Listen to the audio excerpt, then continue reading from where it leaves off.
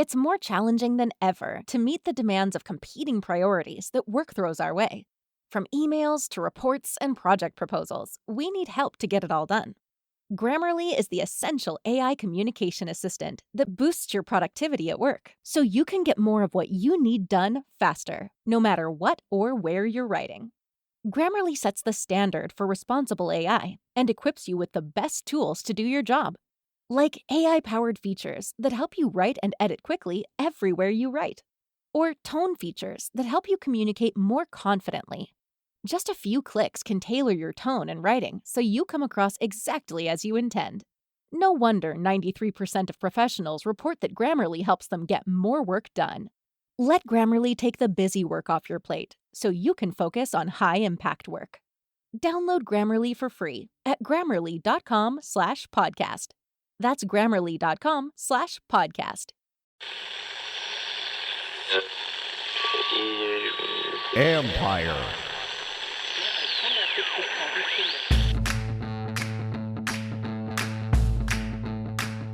Hello and welcome to my podcast. Do me a favor, subscribe to the John Keim Report wherever you get your podcasts. You watch it on YouTube, hit that like button, hit that subscribe button. You can find us there as part of Empire Media, AMPIRE. Always much appreciated when you tune in. And don't forget, you can read my work on ESPN.com. And if you want to become a club member, you can do that as well, going to the Empire Media YouTube page, see the word join, click on there, go from there, etc. For you gold members, I'm going to do a private Zoom on Wednesday night. So join me there, 7:30 Eastern time. And I'll answer your questions. And then for the rest of the members, you'll get to see that later on. Anyway, in a minute, I'm going to be joined by former Arizona State head coach Herm Edwards, who recruited and coached Jayden Daniels at Arizona State, has stayed in touch with him and has followed his progress. And I wanted to bring him on to share his insight. Of course, Edwards now is an ESPN NFL college draft analyst, so he knows his stuff. So he knows Jayden Daniels well, and he provides really good insight. So stay tuned for that. Now, I got one little piece of information to share with you before I get to Herm Edwards. So Washington on Tuesday re-signed veteran swing tackle Cornelius Lucas. You probably already know that by now. Good move. He needed a backup tackle. He provides depth at right and left tackle. That's a swing tackle, of course. And, they're not done looking for a starting tackle because they haven't filled that spot at all. So not done, but a good move to bring back Lucas. He's been a good player for them in his role since he has been here. So that's it from me. Now, here's my conversation with ESPN NFL and college analyst Herm Edwards, who coached Jayden Daniels at Arizona State. Trades, free agents, quarterbacks, and all kinds of adventures await the Commanders this offseason. Looking for an adventure of your own? The Adventure Park at Sandy Spring has you covered. The country's largest ropes course and zipline park, located in Montgomery County, Maryland, is now open. Named Best Amusement Park and Climbing Destination in the DMV 2 years in a row, the Adventure Park at Sandy Spring is perfect for birthdays, corporate outings, groups, and families. With challenges anywhere from beginner to expert, there is something for all skill levels. Anytime you're thinking about reaching new heights, make sure you know before you go. The Adventure Park at Sandy Spring is the only ACCT accredited park in Maryland or Virginia. Staying on the ground, give axe throwing a try. You can throw at traditional targets or play any number of interactive games. You can even upload your own image. So there you have it, folks. Climbing, ziplining, axes, food, and bonfires right in your backyard. Reserve your adventure today at www.theadventurepark.com/Keim. That's www.theadventurepark.com/Keim. Herm, first, you know Jayden very well, and there's going to be a lot of interest in him for the draft. What is it? What stands out to you about Jayden Daniels? Well, I think the first thing that stands out for me, I had him when he was a freshman, and his maturity, I've watched him grow. I've always stayed in communication with Jayden.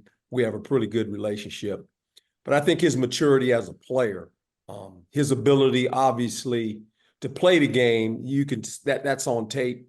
But I just think his growth in the classroom, his ability to learn how to study film, to process information, because his talent is his talent. I mean, it jumps off the tape on you. But I had him when he was a freshman. He started as a freshman for me. And, you know, when you're young like that, regardless of how much talent you have, there's still a learning curve. Right. And I just watched him mature the last couple years, especially at LSU, and obviously won the Heisman Trophy. That says a lot about his work ethic.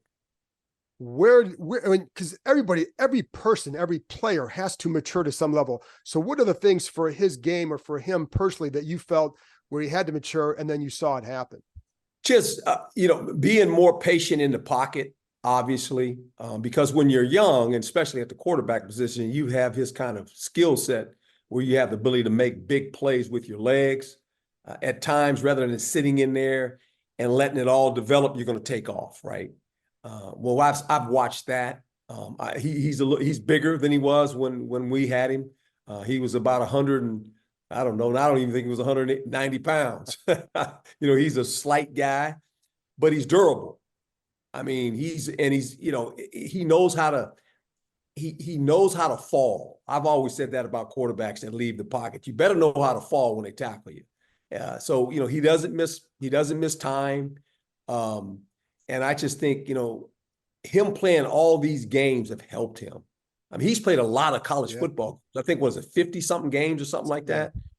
So he has a lot of experience playing football. And I think the more you play, it's like anything else, the more experience you gain, but also knowledge and confidence. And so, I've seen that watching him. I used to talk to him before the games. We would text or something. I wasn't coaching him anymore, but we were always in communication.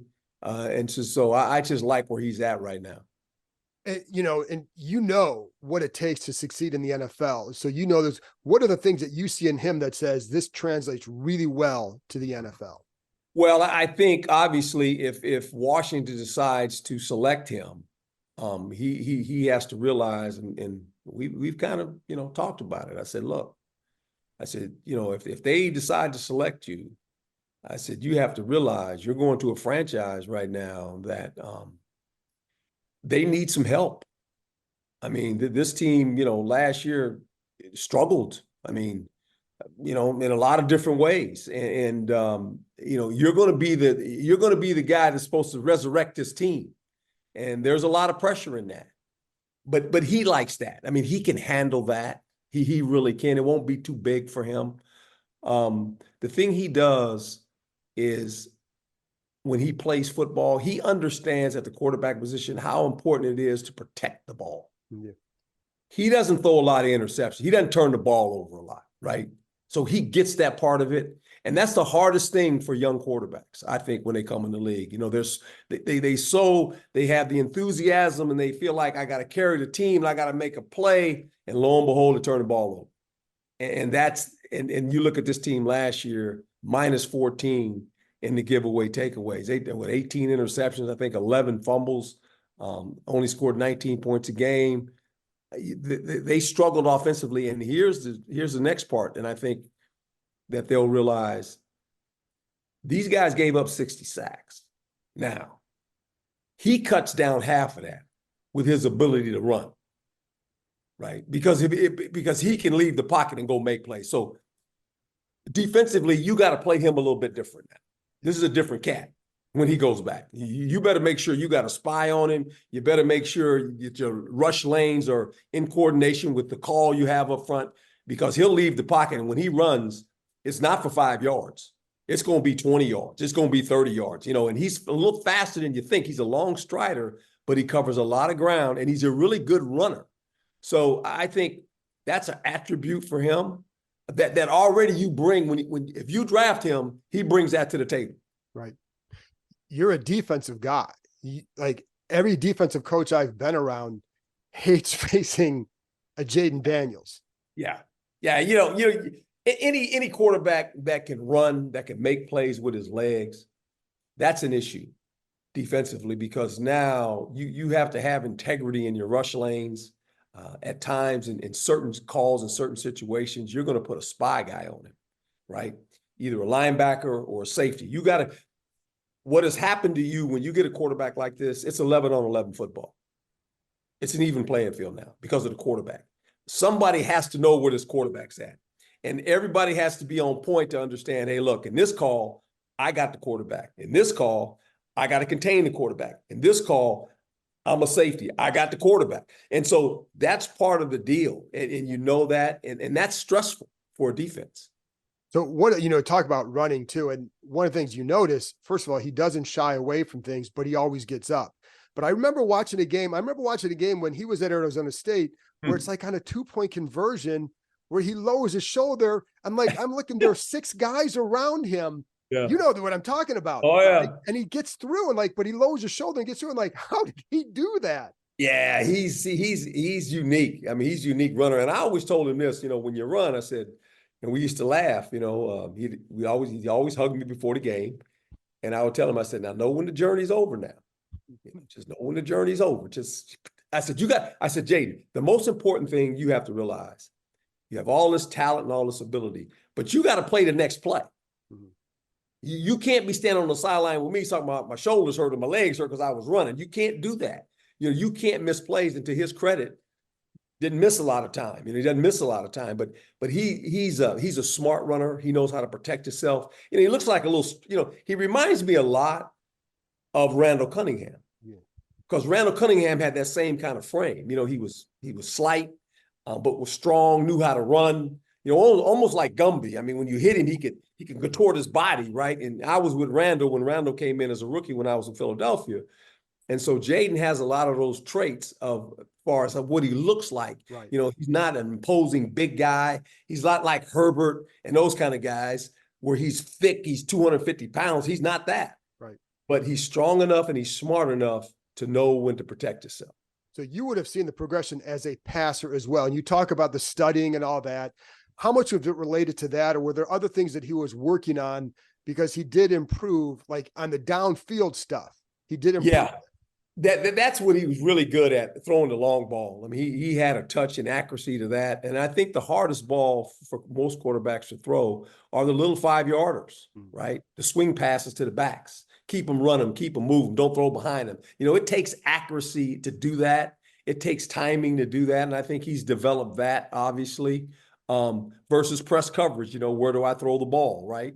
I got to throw it away from the safety. What technique is the corner playing, right? I mean, you got to learn all that. And that takes film study. It takes a lot of work with your receivers.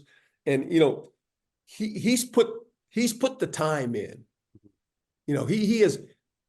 He's worked at it. It was when you're a freshman, you come in, you're living off talent. We all do. I mean, in the NFL, when you're a rookie, you come in like, okay, I'm not going to learn it all right away my first year. There's this learning curve. But he understands what his strengths are, and he understands how to play to those strengths. And, the thing about Jayden is the game is never too big for him. Mm-hmm. The lights aren't too bright. I mean, you see guys, when the lights are bright, they run to the shade. No, he runs to the spotlight. He's not afraid of it, right? He's very competitive. He's a competitive guy. He really is. He wants to win. He likes to win, and so it doesn't come on that way because he's not a vocal guy. He's not one of those animated kind of guys. He's really kind of right here all the time. And sometimes you look at him and go, what's it? He's just here. He can make a good play, and when he does, it's boom, and then it's done. And he's moved on. He's going to the next play. If it's a series of bad events, comes over, we used to sit and talk. You good? Coach, I'm good. I said, okay, let's move on. And he can move on. He doesn't dwell in the past. He lets it go and he moves to the next play. Was there a game when you're watching him last year? Was there a game, a play, a sequence that you saw from him that you said, oh, dude's ready?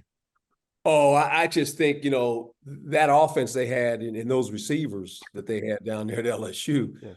I mean, his ability to just duel, with when he knew that he had to score points. I mean, this was an offense that needed to score points. right? I mean, their defense was okay, but it was really an offensive show. Yes. And it should be because all those skilled players. But it's just, just watching him just throwing the ball in big moments of games when he had to score. When he knew that, hey, you know what? This game ain't going to be 17-13. This is going to be in the 40s. And he knew it, right? And he understood it. He said, this is what I got to do this week. I gotta throw this many.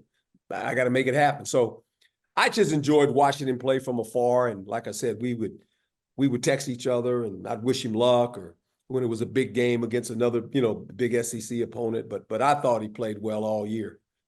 What did you learn about him? Just like, what did you discover about him when you're recruiting him? I mean, I've always heard like he was a 4.0 student. He's, obviously a 4-star quarterback. What was some of the early things that really kind of drew you to him in addition to the talent? I just think he's a good young man. I mean, he's a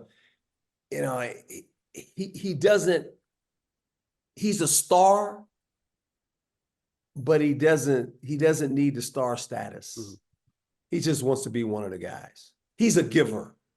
He's a giver. He's that kind of guy. He doesn't like, it's about me. He's not into all that. He just wants to win. And he's thoughtful. I mean, look, I got 2 young daughters. I got one a senior, one a junior. Those are like his sisters, right? When we were in college, I mean, he would always talk to them and see them all the time. And it's just funny. And they text him now, And so he's a thoughtful kind of kid. He's a pleaser. That's what I would say about Jayden. He wants to please people. But he's got this competitive desire in him, boy. And sometimes you can see that from certain individuals.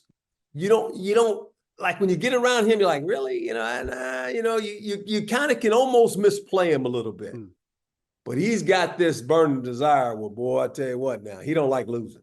So where did you see that? Like, because I agree with you. There's guys like that, but you see it in these little snippets. So where would you see it? You saw it in practice. That's where you see it in practice.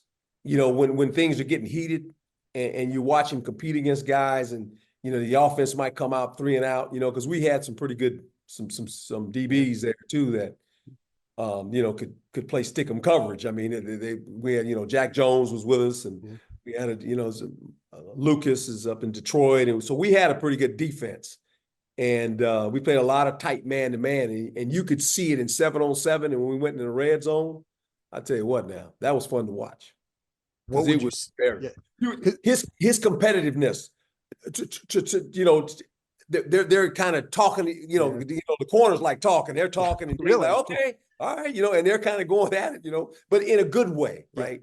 And so that's what you like about him, it's his competitiveness and his ability to rally the troops going, hey, man, and if they didn't score, I mean, he was mad.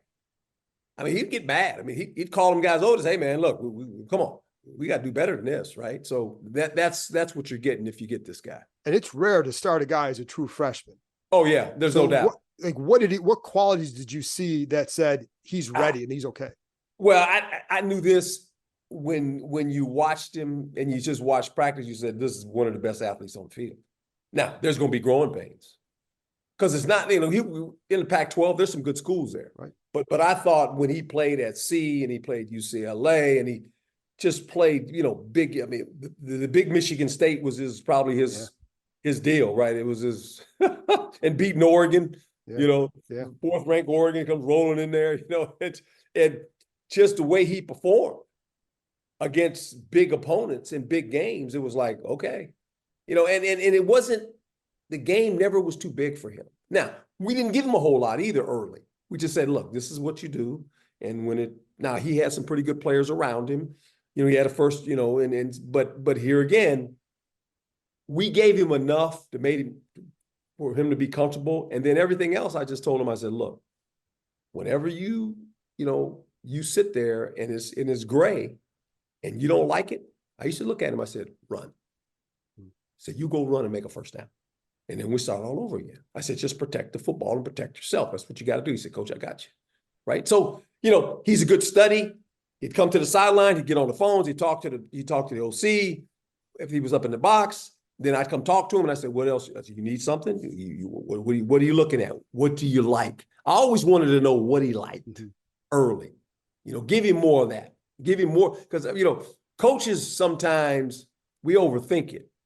You have all these plays, and that's great, but it ain't about the plays, it's about the players. What does he like? What's working or what's not working? Right. And that's the conversations we used to have. What do you need, coach? Can we do some more of this? Yes. Okay, that's what you want. That's what we're going to do. I get on the headset, call the OC, say, coach, he's seeing this. He likes this. Can we get a little bit more of that? So he understood the communication between, obviously, the OC along with me was very important, because I wanted to know what he was seeing, because he's the one actually playing. Right. Right. I mean, he's playing the game. We're all watching the game, but he's actually playing. And then I would always ask him, how are the guys in the huddle? Is the huddle okay? Yeah, coach. Or, coach, you might need to say something. Oh, okay. Right. So he understands that, right? He gets that part. And that's what I'm going to ask you too, because a big part of quarterback is leadership. Oh. And I've heard he is a quiet guy, but that doesn't mean you're not a good leader. So how is he in that area? No, he is. And sometimes people mistake that. They think, well, leadership, you got to be the rah-rah. No, you don't. You got to lead them with how you play. And there's moments when you got to say things. And I always told him this. I said, I told him in the beginning, I said, look, Jayden, your freshman year, I said, you're not going to be the team captain. I just want you to play quarterback. I said, I don't even want you to be a leader.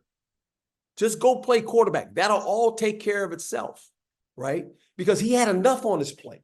And we had a lot of seniors that were good players. They're like, hey, man, he don't need to be the leader right now. Just let him play quarterback.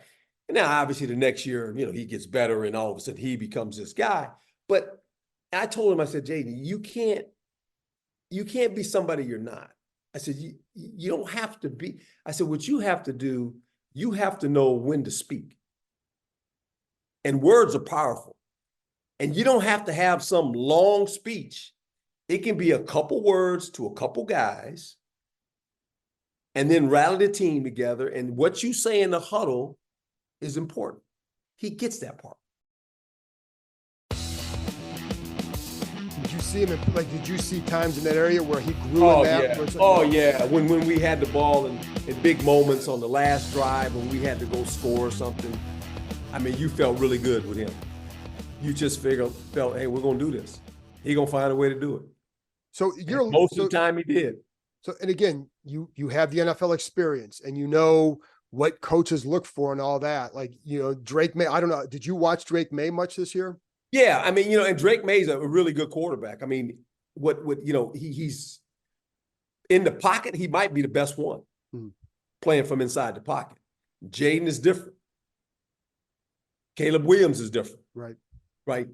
They create chaos because of their ability to make the off-schedule play. Not saying Drake May can't do that, but he doesn't have the movement skills of those two guys, right? No. He just don't, and that's okay. Right. And look, I'm hoping all these guys are successful.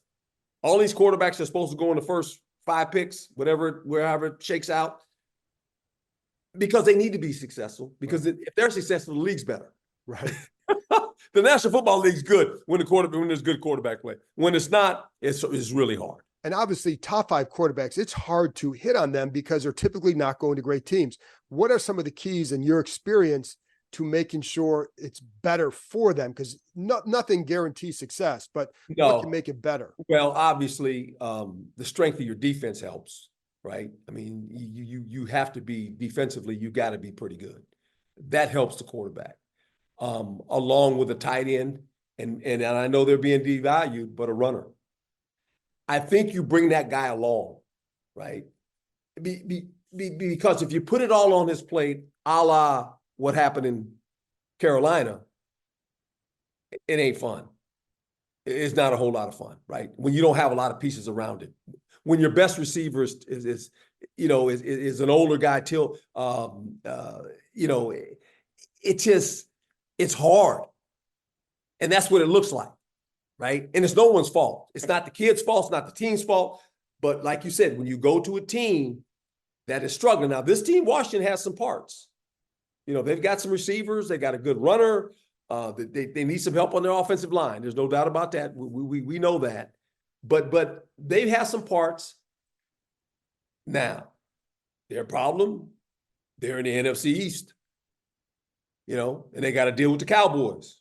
They got to deal with the Eagles, right? The Giants are kind of where Washington is right now. Who's going to take the step? Who's going to take that step, right? And obviously, Washington they need a quarterback. They need a quarterback. And if it's Jayden or whoever it may be, they got to understand, okay, and they will. It's a smart staff, good GM. How do we protect him, and how do we build this? Because you can't put it all on his plate. Right. You just can't. I've seen that. When you do that to a rookie quarterback, oh boy. And there's already enough pressure on him when you draft a rookie quarterback that high, right? Because people just think, he's going to take the franchise, and no. He can't do it by himself now. You better give him some pieces around him, because if not, you're in trouble. I mean, this team, look, we say what we want. They only scored 19 points a game. Right. And they turned the ball over a lot. And it was musical chairs with the quarterback. And it was just like, oh. So, guys, sometimes in the offseason, we get to the offseason and we forget what it looked like. Right. It's kind of old history. And new season, we're all excited. I said, but what did you do to improve the roster? Yeah, I know you took the quarterback, but what did you do to help the quarterback? Right.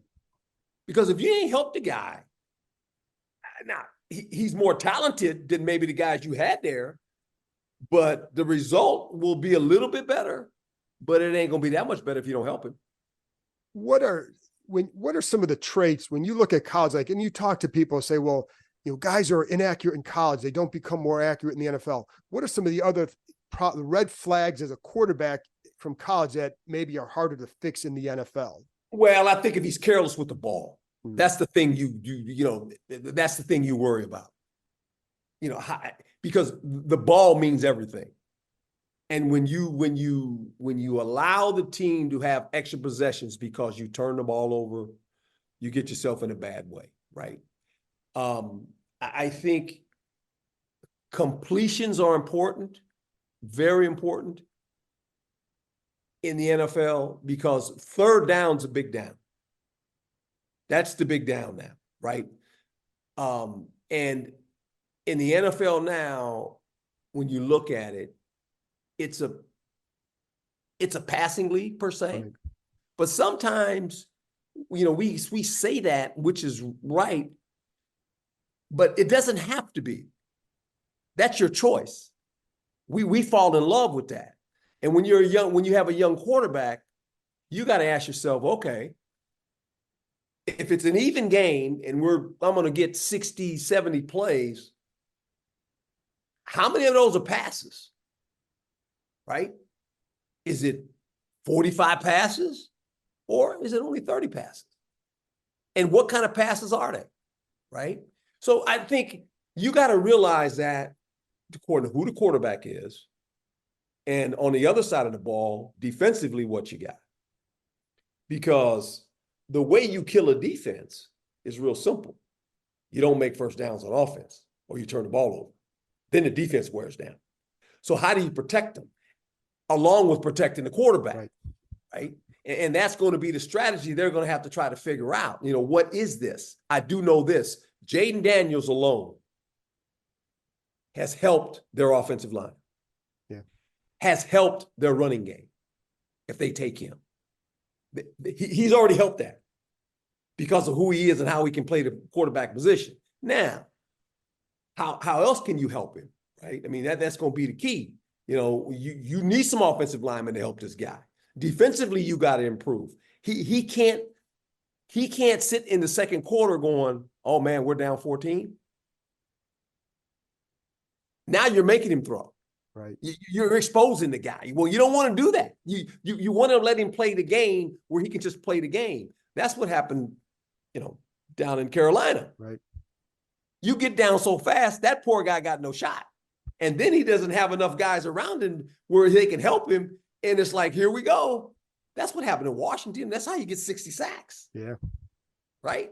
I mean, you're behind. By the middle of the third quarter, you're going, boys, we got to go back and throw. Everybody in the ball yard knows I got to throw a football. And you're going, oh, here we go.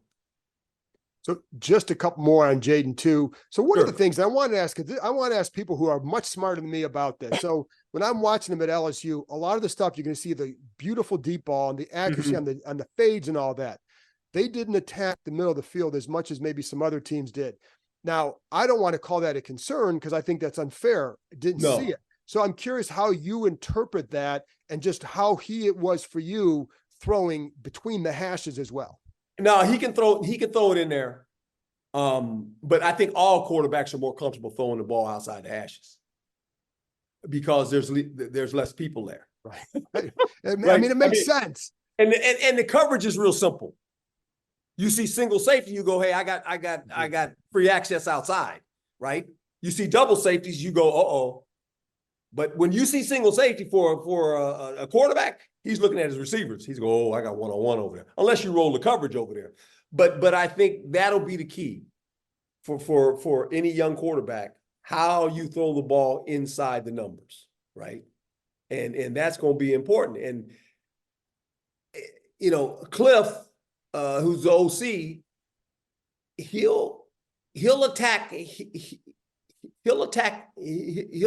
the hashes in this offense because he understands he's got some matchups in there that he wants to take advantage of as well. And Jayden, he like I said, he doesn't historically, he don't turn the ball over a lot. Right. And when we were at Arizona State, we threw the ball inside. It wasn't all go route. And so he can throw it inside. He's measured. He understands where to throw it. And his go-to get out of jail free card is his legs. Yeah. And it's funny that you say that. So I got one more after this, but just comment. But when I went back and watched the Arizona State stuff, he had to do more of the sliding in the pocket, resetting and throwing. LSU, there's great protection. You got the receivers on the outside. Yeah. So you kind of piece together the parts of his game based on the film over time. But the last thing is then with him, the area, like, where do you think his ceiling is? Because he did start to, as you said, he got better at LSU and he started to mature and all that. What is his ceiling and where do you think he can go if he continues on that path? Well, I'm hoping he obviously just continues to grow. He has this mindset. He wants to be the best. That's his DNA. That's who he is. He wants to be the best. He wants to be known as one of the better quarterbacks to play in the National Football League. That's what gets him going. That's what motivates Jayden Daniels. He's never satisfied, right? He ain't that guy. He's always looking for something else. Look, he's going to be a first-round pick. Coming to us, he wanted to play in the National Football League. He wanted to be a first-round pick, right? All that stuff, right? But he's not satisfied. Knowing him, he wants to win a Super Bowl. That's what he's going to say. In his brain, he wants to win a Super Bowl. He wants to find a way to win a Super Bowl. That's going to be his mindset. And whatever he has to do, he's going to work at doing that, right? I mean, so that's the kind of guy you're getting. He's not satisfied with what he's accomplished.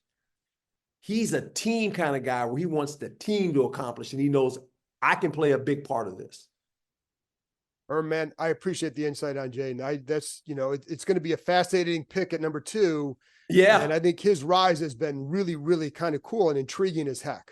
Yeah, it is. And you're getting a great kid. I mean, you really are. I mean, he's fantastic. And, the fan base, if he goes there, they'll enjoy him. They'll enjoy what they'll be like. He'll keep them on their seats. They'll be like, oh, here he goes. There you go. It would be fun to watch. So appreciate your time, man, very much. Anytime, my friend. Thank you. That's it for this episode. Thanks to Herm for joining me, and thank you, as always, for tuning in. I'll be back probably Thursday morning, Thursday night with another episode. So I'll talk to you next time. From emails to reports and project proposals, it's hard to meet the demands of today's competing priorities without some help. Grammarly is the essential AI communication assistant that boosts your productivity at work so you can get more of what you need done faster. Just a few clicks can tailor your tone and writing so you come across exactly as you intend. Get time back to focus on your high-impact work.